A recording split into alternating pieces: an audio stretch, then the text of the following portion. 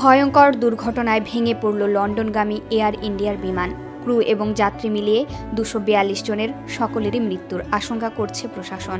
আহমেদাবাদ সর্দার বল্লভভাই প্যাটেল আন্তর্জাতিক বিমানবন্দরের থেকে ওড়ার কয়েক মিনিটের মধ্যেই ঘটে বিপর্যয়। বোয়িং 787 বিমানটি মেঘানীনগরের একটি বাড়ির ওপর ভেঙে পড়ে। মোট 300 জন যাত্রী নিয়ে উঠতে পারে এই বিমান। লন্ডন যাওয়ার কথা ছিল বিমানটির। প্রচুর পরিমাণ জ্বালানি ছিল বিমানে। এর ফলে ভেঙে পড়ার পর ভয়াবহ বিস্ফোরণ হয় বলে খবর পাওয়া যায়। এই প্রথমবার নয়, এর আগেও বোয়িং সংস্থার বিমান বহুবার ভয়ঙ্কর দুর্ঘটনায় পড়েছে। টেনেরিফ বিমানবন্দর বিপর্যয় 1977, মৃতের সংখ্যা 583। বিমান দুটি বোয়িং 787। এটি শুধু বোয়িং নয়, বিমান পরিবহনের ইতিহাসের সবচেয়ে ভয়াবহ দুর্ঘটনা। 1977 সালের 27 মার্চ স্পেনের ক্যানারি দ্বীপপুঞ্জের টেনেরিফ বিমানবন্দরে দুটি বোয়িং 787 জাম্বো জেটের মধ্যে সংঘর্ষ হয়।